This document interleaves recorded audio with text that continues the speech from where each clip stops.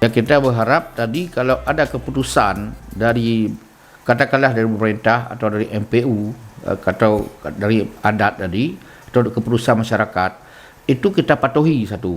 Kalau tadi saya katakan dia tidak mengena keputusan itu dengan kondisi, itu sudah ada keuntungan satu, mencegah namanya. Kalau tidak langsung terikat dengan penyakit COVID itu kan, itu sudah ada pencegahan satu, sudah ada usaha. Itu kita hargai dan kita hormati. Kalaupun itu kena pas sesuai dengan kondisi dibutuhkan, itu sudah dua untungnya. Tapi di situ tidak muncul fitnah.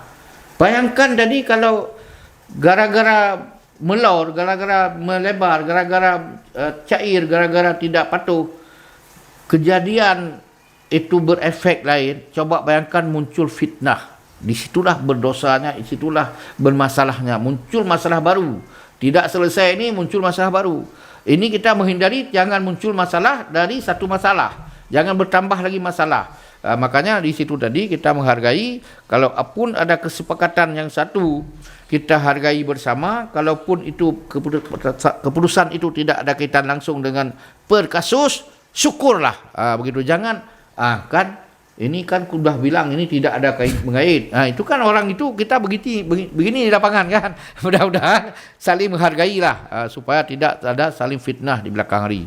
Terima kasih.